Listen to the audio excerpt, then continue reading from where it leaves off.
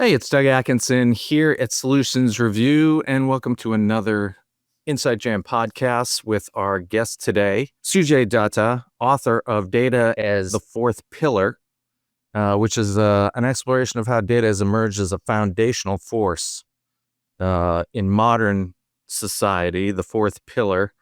I'm going to let you take the lead there with regard to a little bit more about yourself and also how you've come about authoring this book.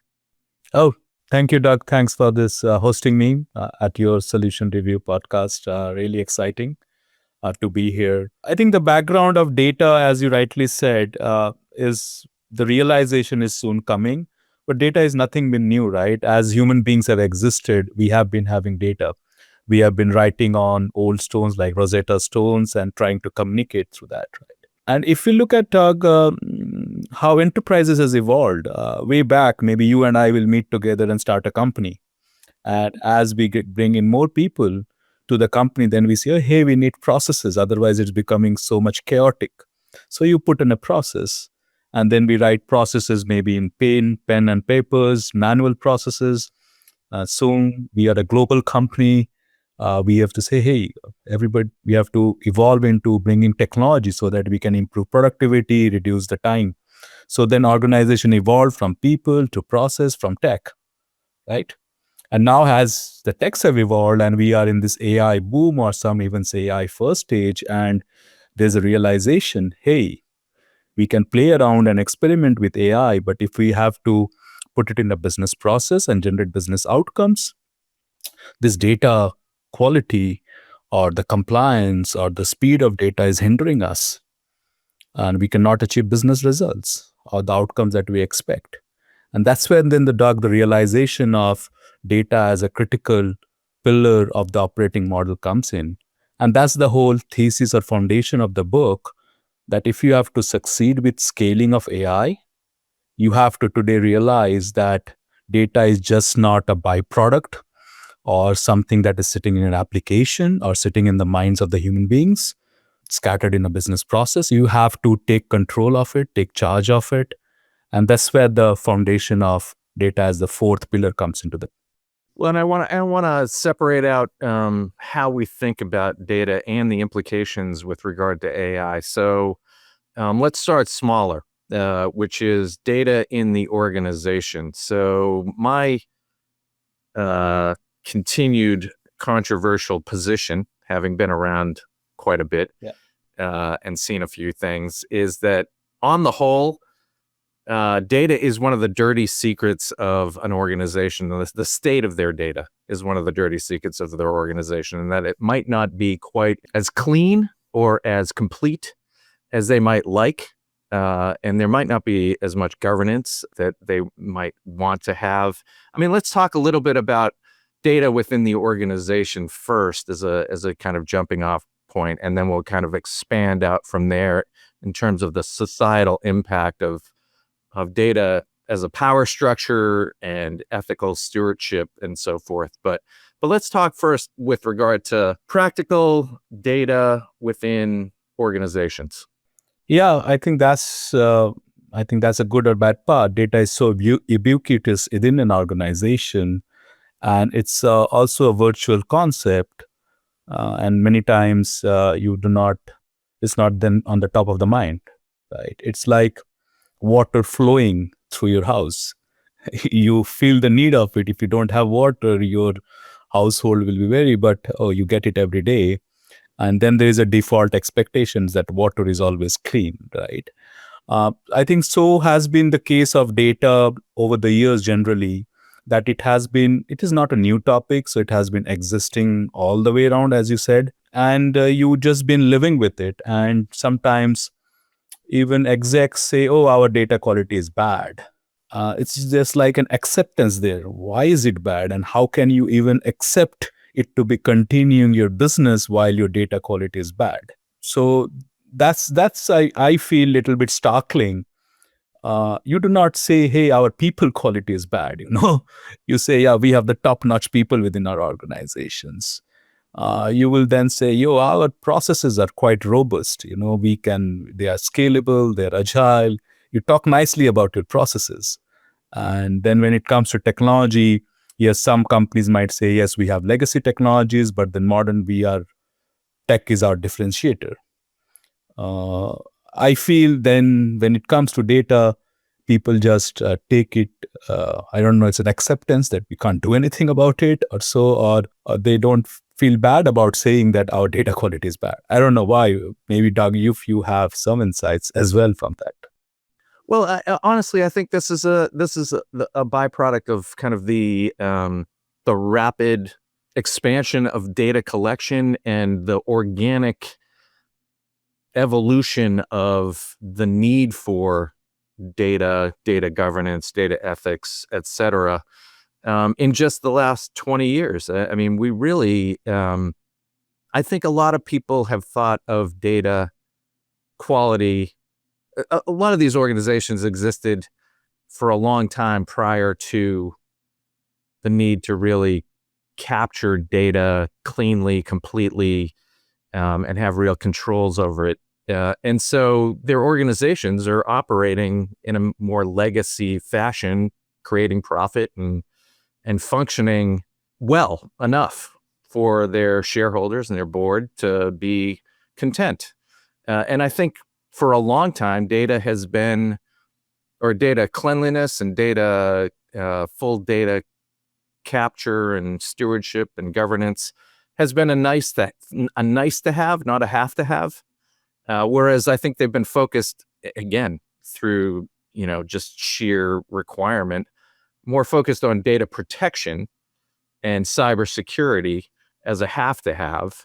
And so now they're realizing, because again, the way things are happening so rapidly with the, thump of AI landing in everybody's lap in a kind of very complete way with generative AI, there's now a scramble. Yep. And people are beginning to realize, wait a minute, we have kind of been less than thorough and we need to catch up. Is that your read as well?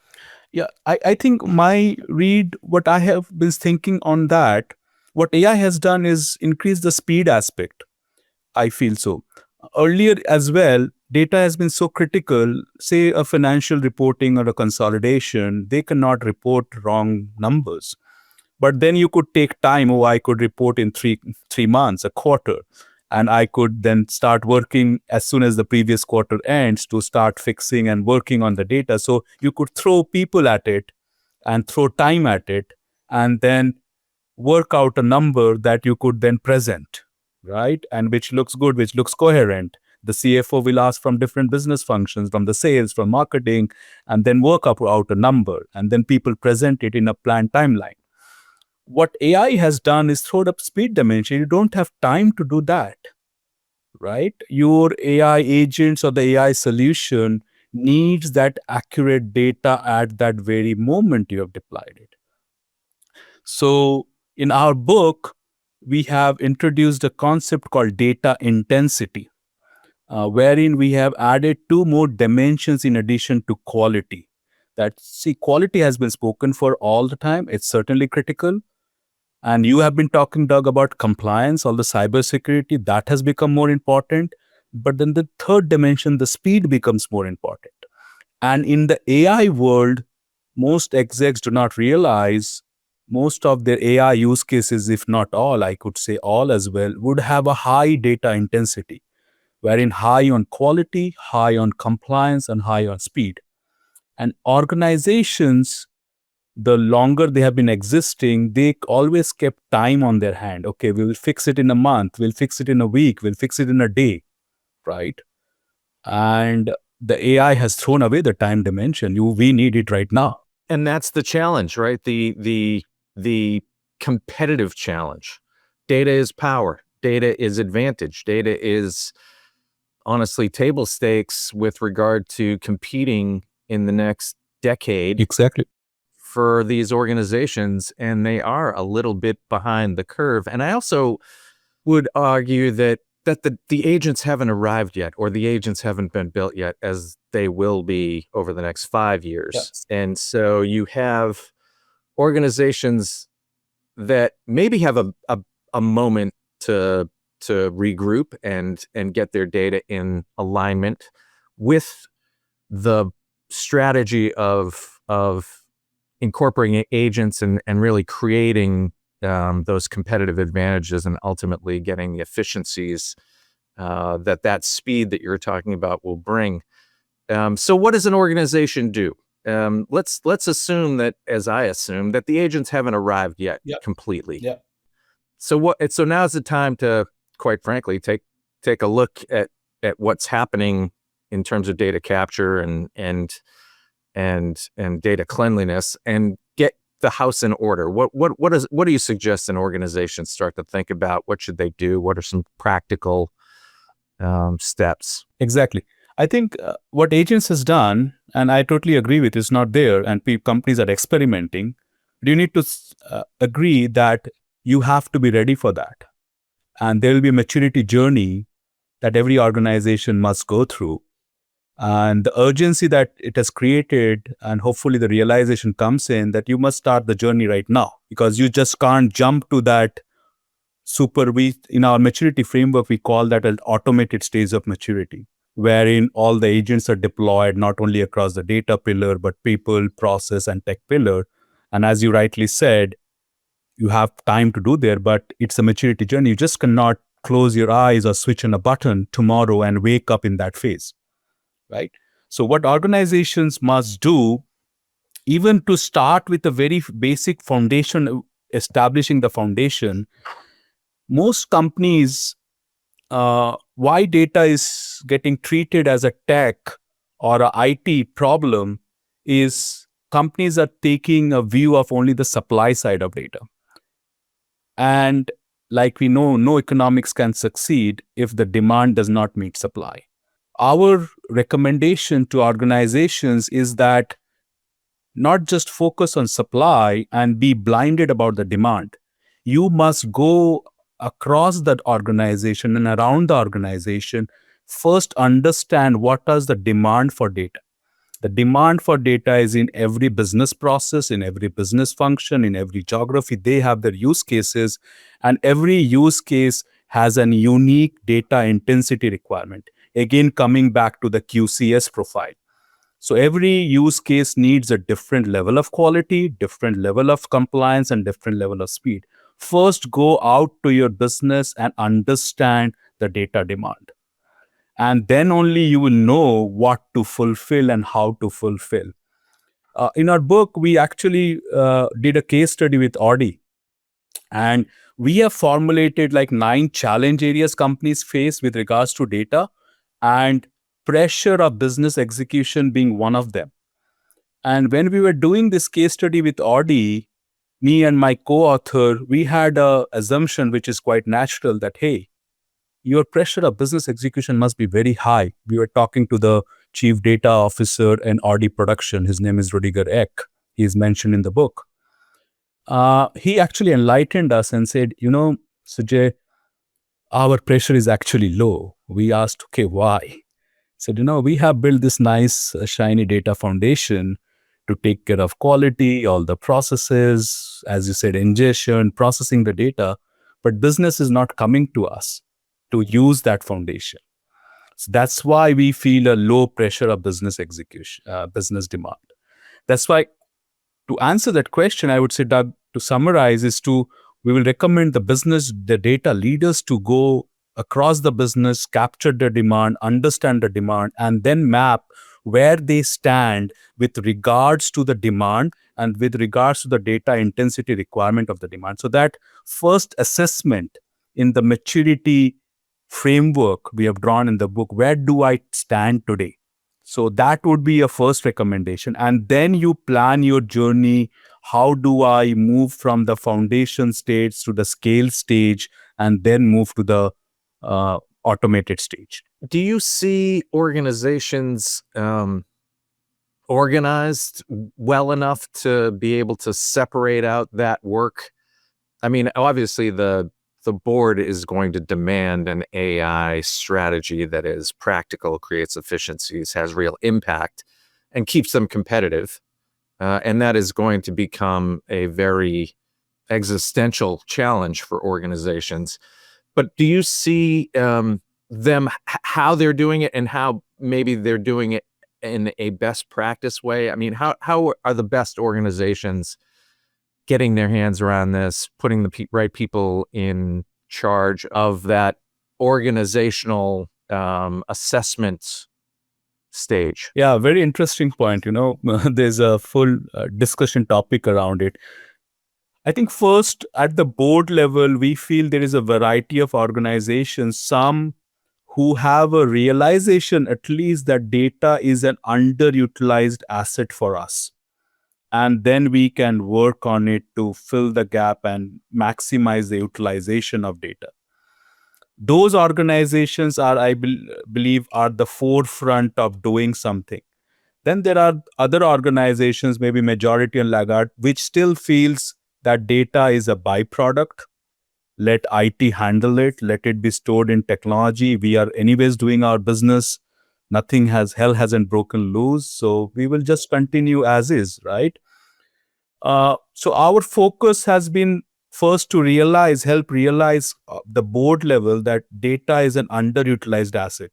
You talked about the power of data, so we have formulated an analogy that data is like fire. Why? Because it has the potential to give so much energy across the organization, but it has the duality of fire that it can burn down your organization through data breaches, any missteps or wrong decisions based upon wrong data. And with the impact of AI, you will be doing more errors more faster with wrong data, right? So it actually magnifies it. So we want to bring that realization to board execs that, hey, data is like fire. You must take accountability for data. And then you work from there on. Once you assume the accountability, then next question comes in, with data as the underutilized asset, where does the leader for this data pillar report into? Where do you give that person a seat in the executive table or not? Right? So we actually go and propose a view that the chief data officer, till you reach the automated stage of maturity, must be reporting to the chief executive officer for an organization which has at least realized that data is an underutilized asset for us and we must do something. And that's when then the change starts, because then the chief data officer have the lines of business as their peers. They have line of sight into the business challenges, the business use cases. They are then interacting closer with the chief HR officer to organize the culture of the organization, the adjustments that are needed. And ultimately, there is a flywheel effect within each pillar. People, process, technology. Even if you don't take data, people enables processes and technology. Processes enable people and tech, and tech is enabled by people and processes. Now, when you add data to the mix, you have to realize that there is an interplay within that. So from a structural side, we would recommend and we position that chief data officer reports to the CEO, being part of the exec team. And then each of the other pillars, that chief HR officer works closely with the cultural alignment. One of the key things is to clarify the incentive model within the organization. What's in it for me across all the layers? How do I benefit from data? How do my business teams benefit from data? How do my business functions benefit from data? So that incentive model must be clarified with the help of the chief HR officer. And then with the chief operating officer is where you are working into each business process and see how a different way of thinking of data could impact the time to value for this business function, right? To improve the productivity in that business process. And then when you come to the chief technology officer, then the key goal is, how do I unlock data from each of the technologies that is storing the data, right? I don't know, Doug, you have experienced many organizations, the like a technology responsible person for a ERP solution, not taking a name, they then feel that the applicationers feel that I am the data owner. I will give you the approval whether you can ingest the data from my application or not. Yeah. I want to take a break right there because I think we're going to start zooming out a little bit in the next segment. But you're starting to hit one of my my hot buttons. So we'll take a break and we'll be right back. Mesh is a material built to be strong and flexible.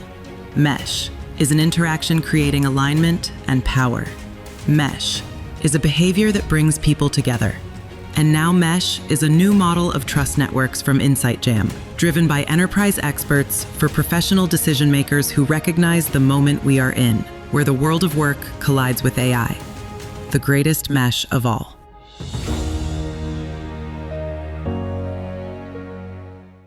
You brought up an interesting point with regard to the last segment where you were really talking about executive function and executive leadership. And I would argue that at least at the board level, I don't think most people at the board level truly understand what's at stake here. I think they believe they do, and I think they see a lot of things happening, and they are probably asking a lot of questions and suggesting a lot of ideas. But from a practical standpoint, how does an organization, again, maybe a legacy organization that's been around for a while and has a internal political dynamic that may not be as nimble as is required for the moment, how does an organization start to maybe restructure itself along the lines that you were saying, where you have chief data officers where they may not have had a chief data officer, an AI officer where they may not have had that? How do you power through, or how would you suggest an organization, a legacy organization, like a large auto manufacturer, for instance, how do they think about reorganizing themselves and navigating the political ramifications of that in order to take advantage of this moment and not fall behind from an organization that might be a little bit more nimble? Yeah.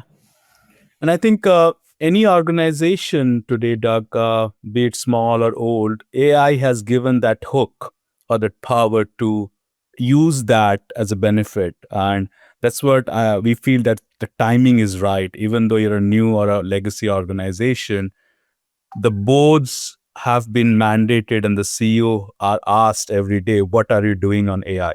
Right. Right. So, right. But I would argue that there's almost a paralysis happening. Yeah.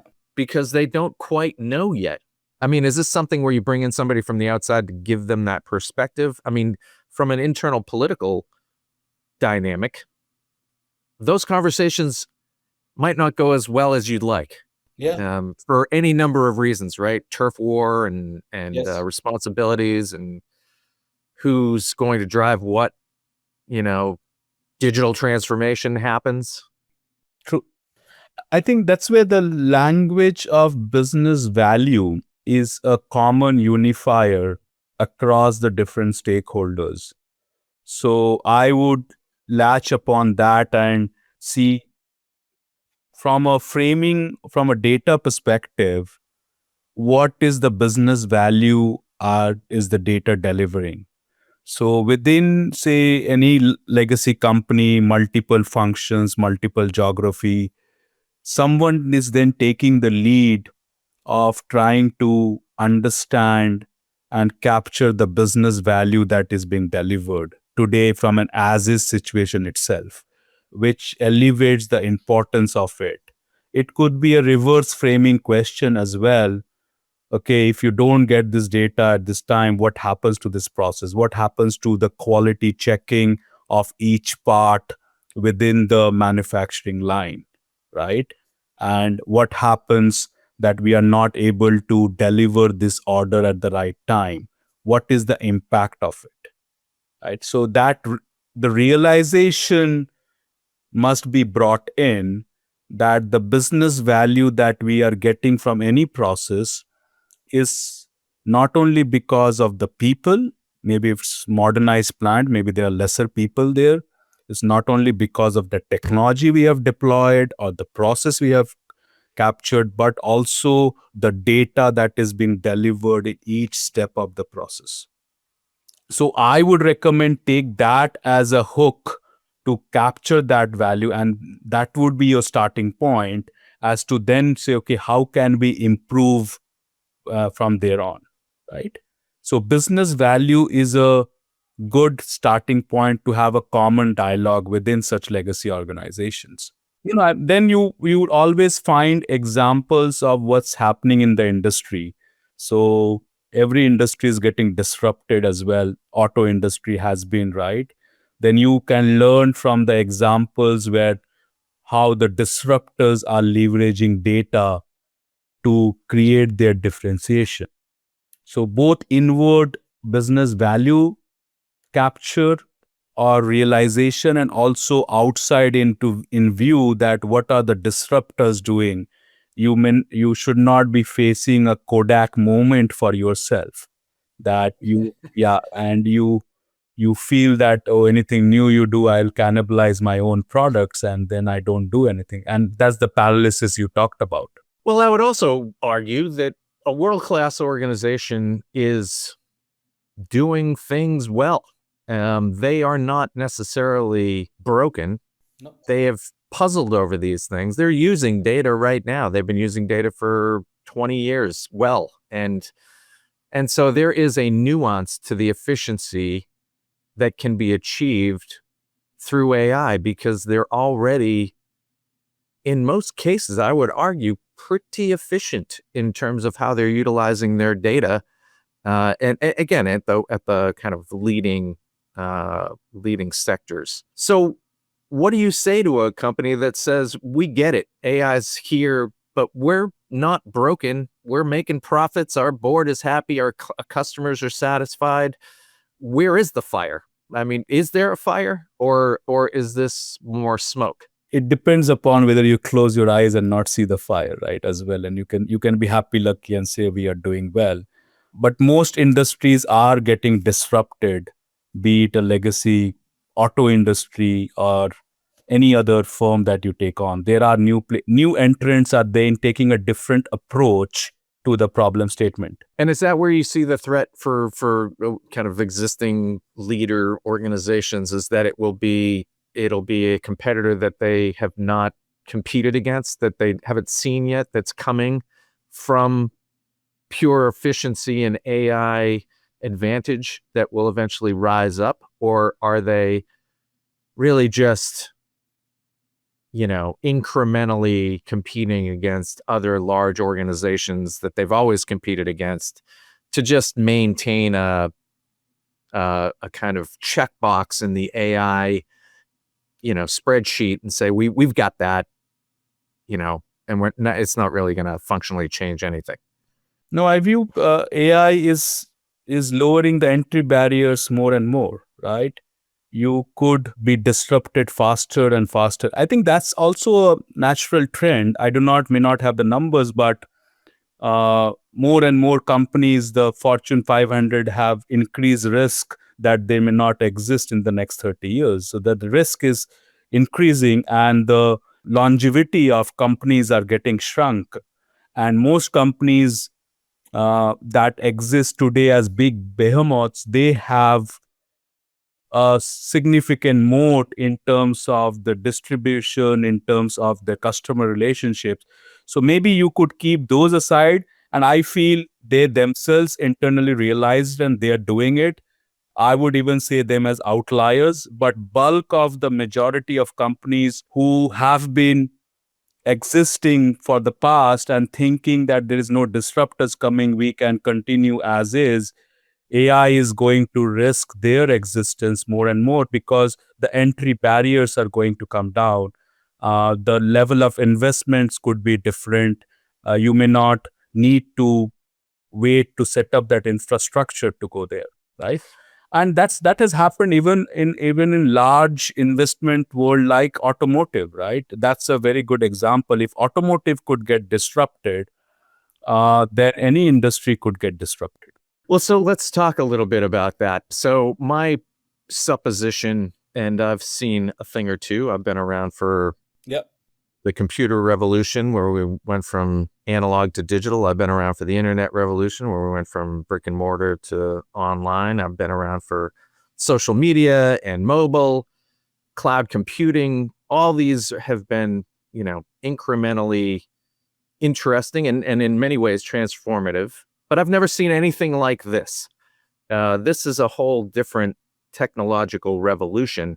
So will it be technologies that we haven't even seen before, or companies that we haven't even seen before, that are, the founders are still in high school and they haven't even emerged yet. They haven't even created the next Google, Amazon, Facebook, all the ones that have come along. Is that what's going to happen, do you see? I mean, let's zoom out a little bit. I mean, how do you see this playing out over the next 10 years? Let's leave the big organizations alone for a second, and let's assume they'll have the clarity to sort themselves out.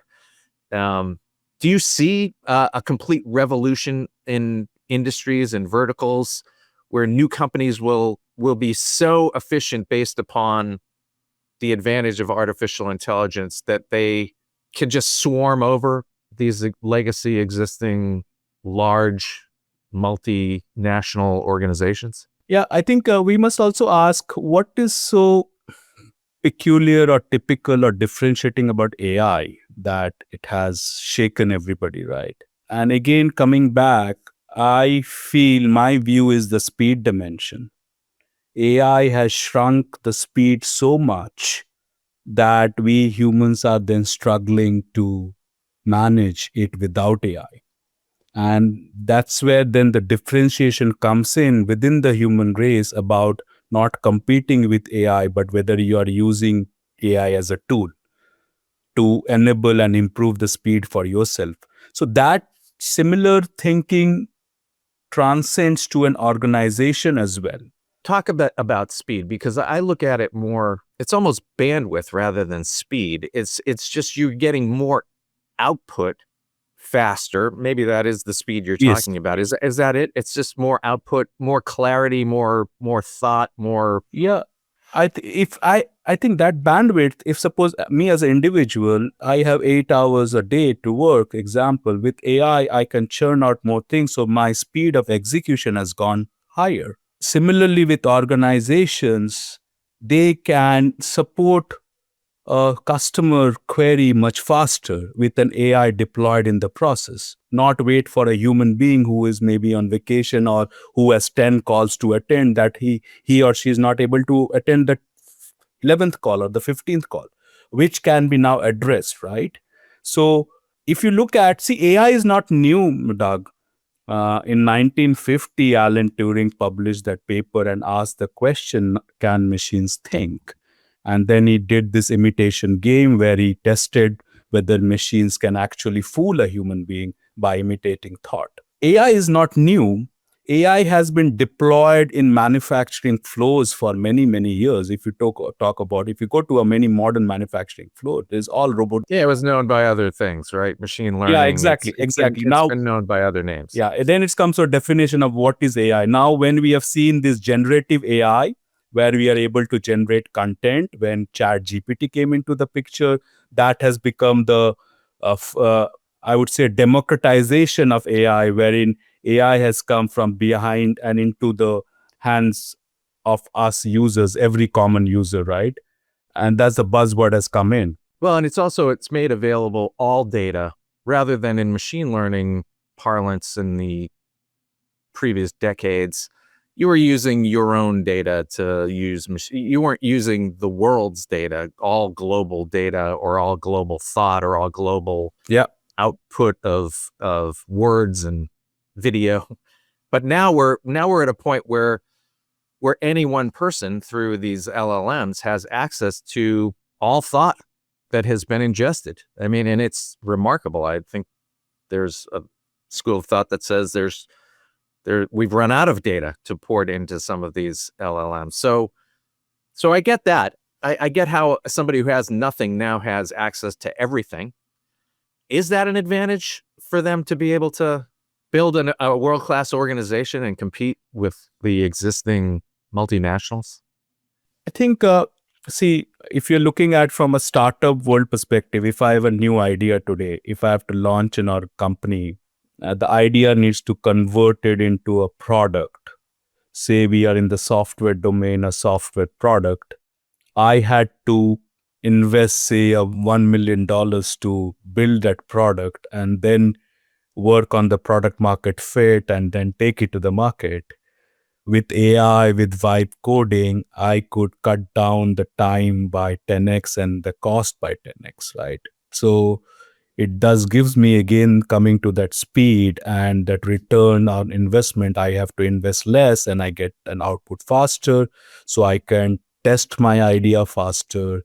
I can then roll out to customers faster. I can support more customers through maybe deploying AI agents as customer support agents. So I think there's a lot of industry report of one person unicorns, right? More and more that could be possible because that individual is using a team member of AIs under that person, right? So the possibility of that then more ideas could be realized faster. Yes, not every idea will be successful, but you have a higher number of idea realization that will happen. And what are these ideas doing? Solving customer problems. It's not that the problems are new, the problems existed. Maybe the established companies have not inclined to fulfill those problems, or they were not part of their business case, right? And that's where the new companies' emergence will continue to increase, which will continuously challenge existing players, maybe some around the corners. Say, even take example of Google versus Perplexity, right? How many years it has been for Perplexity? Maybe less than 5-7 years, right? We haven't heard them before. But now it is working to challenge Google with their browser, with their answering machine, multiple aspects, at least dreaming of doing that. And how it has happened is because of AI. So just to give an example wherein companies will be challenged, not all, but then those smarter companies, the existing ones, will take learnings from the outside and try to imbibe within themselves, not only for business results, but more so you can think the people angle. Where do you as a forward-looking career builder would want to work?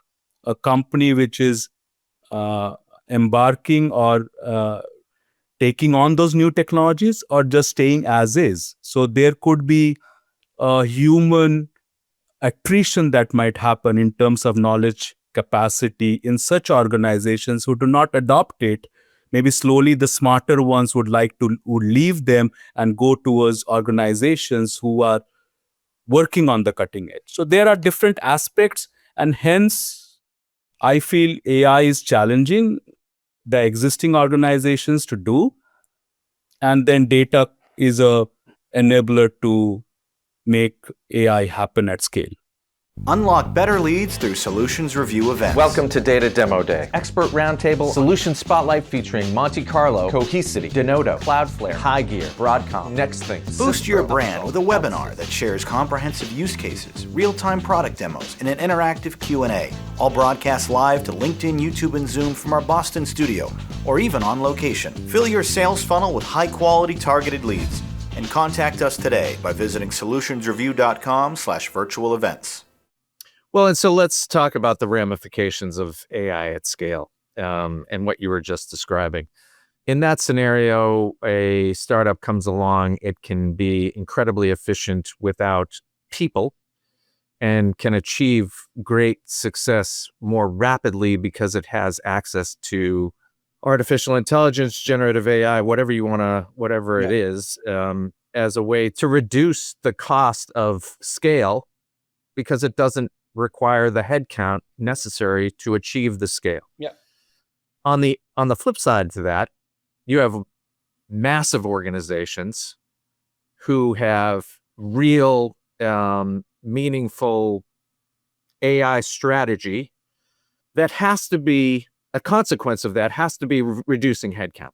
Yes. Because it's creating efficiency, speed, it's quite frankly, it's not even a competition whether you would get, if agents can perform equal to the human alternative, it's not even a competition. No self-respecting capitalist organization will not just shave all the people out and keep the AI that never calls in sick, never looks for another job, never stops working at the 8 o'clock bell or whatever, and just keeps delivering value.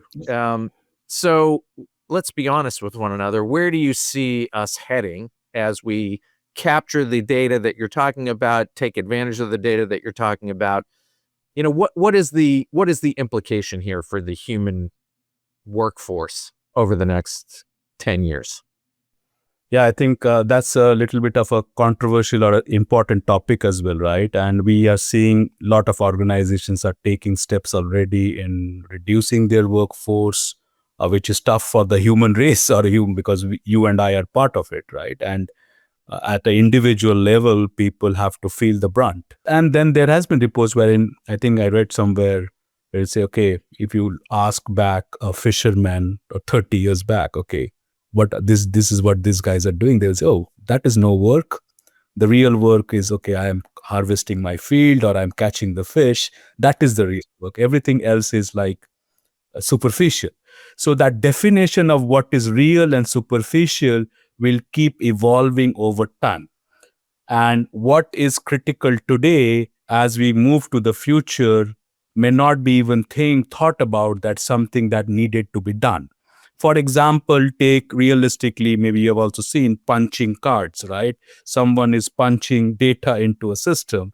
If you tell our kids or your grandchild, hey, this is what had to be done.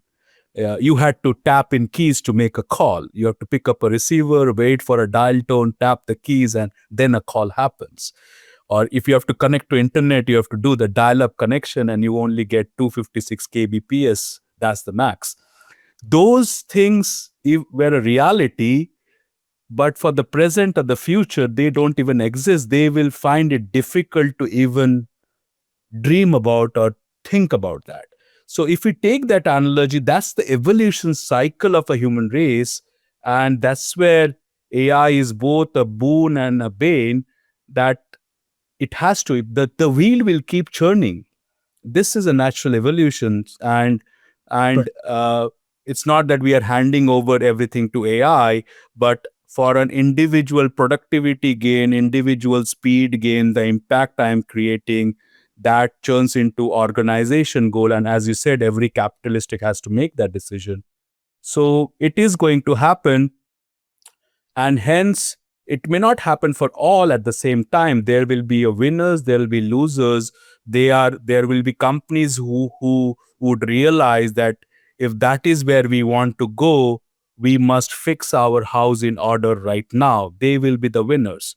Some people will be under a dreamy state that we will somehow wake up tomorrow and all our AI agents will be working. They will just fall flat when their dreams does not become a reality. And those organizations may cease to exist, small or large. Well, I always say, because in my previous career, I taught myself HTML in the mid-1990s and became a web developer. Yeah. And I remember people saying out loud with all their conviction that they will never in a million years put a credit card into a computer, and they will never accept an email that was promotional into their inbox. That was spam. Yeah. And there were all these kind of red lines that people said would never, ever happen. Nobody's ever going to trust buying something through a computer. No. And I feel like we're there today, where people are trying to poke holes in AI and saying, it's hallucinating and it doesn't get it right. And it's, it's going to misdiagnose this or,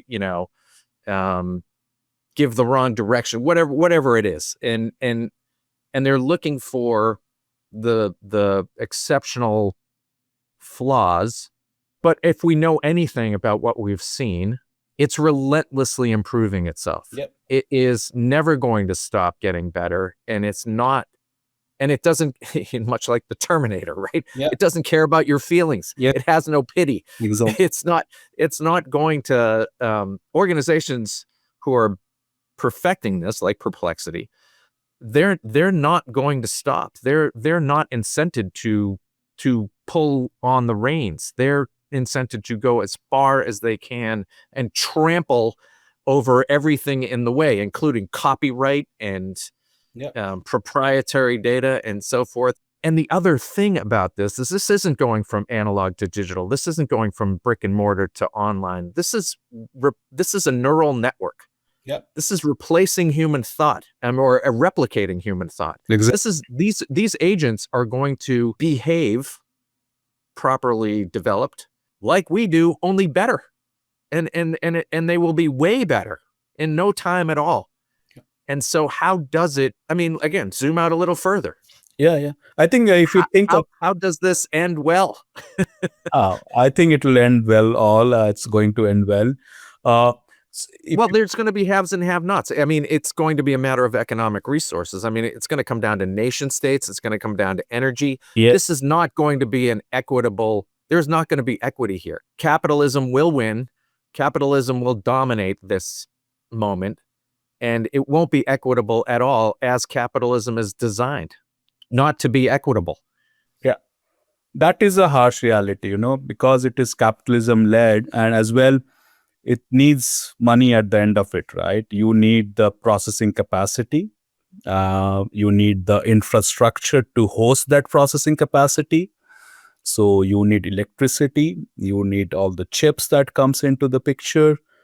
Those are hard capitalistic questions, and then it will create that differentiation between haves and have-not.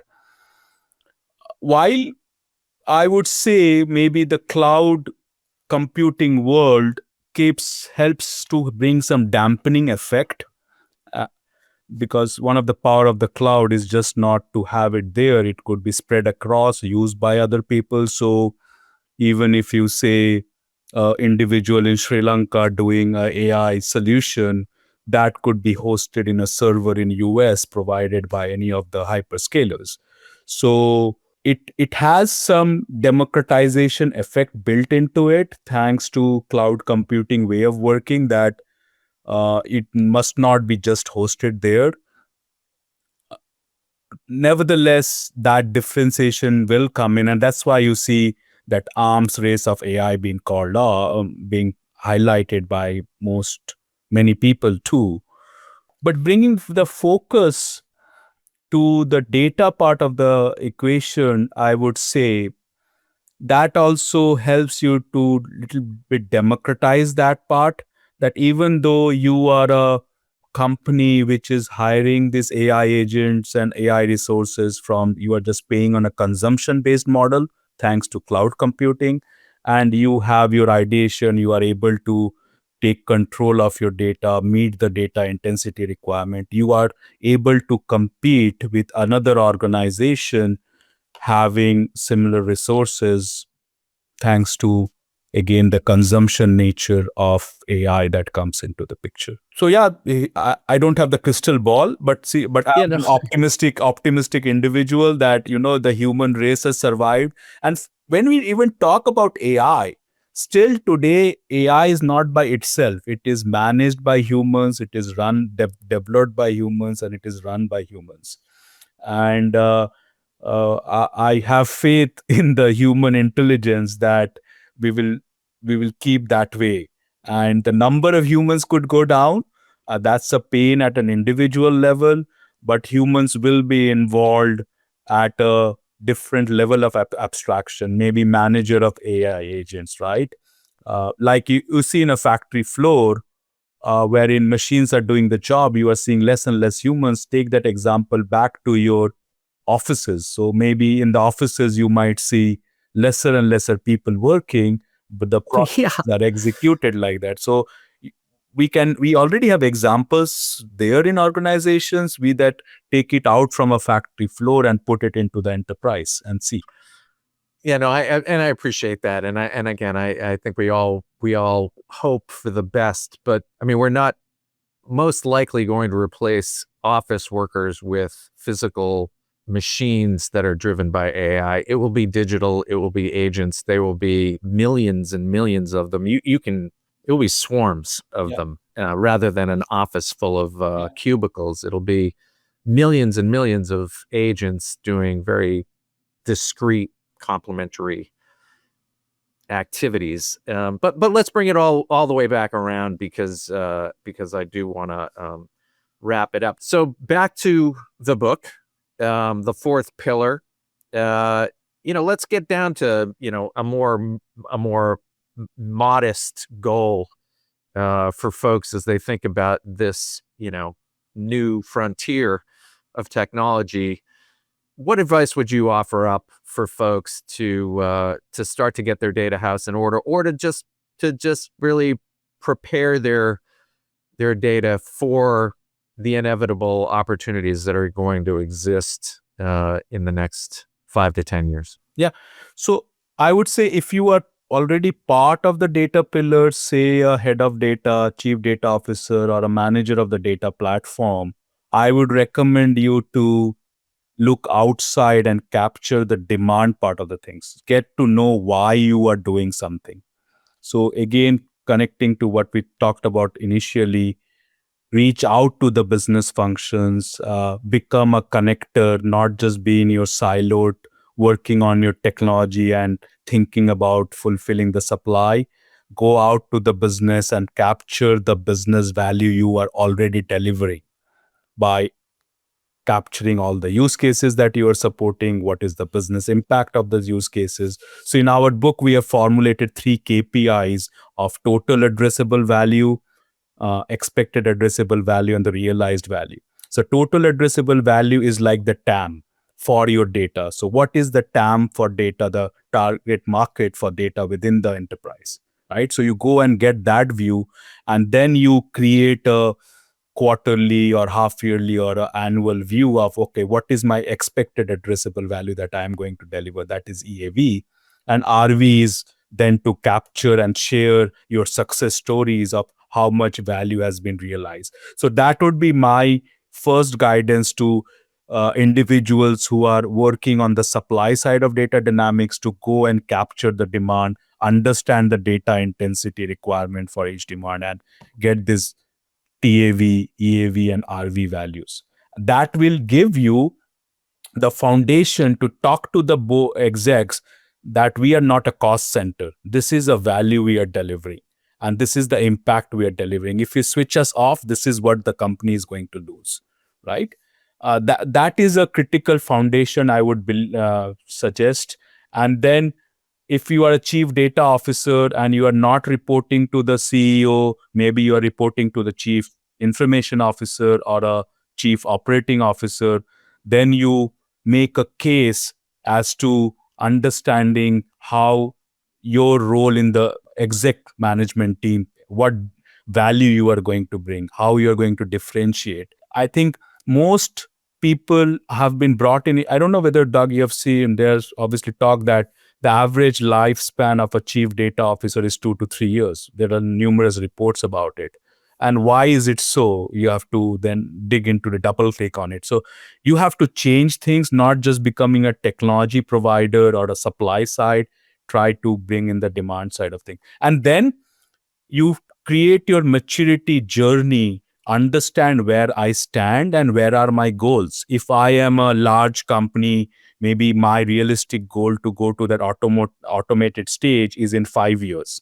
Or if I am a mid-sized company in a fast industry, I must move there in 3 years. So at least have that telescopic vision of where I am and where I need to go. And then evolve your data operating model based on that.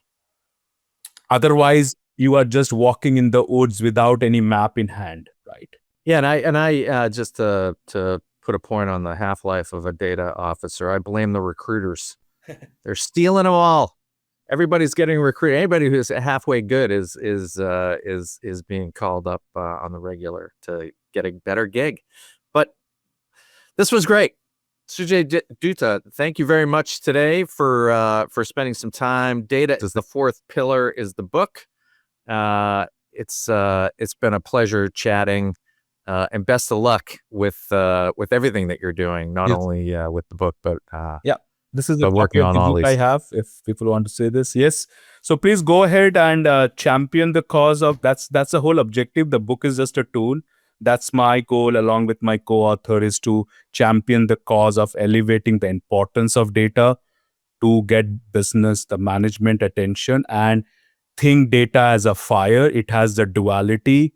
It must have the accountability from the top. With that, I will close the time. Thank you, Doug, for your time and for inviting me. Thank you. Powered by Insight Jam.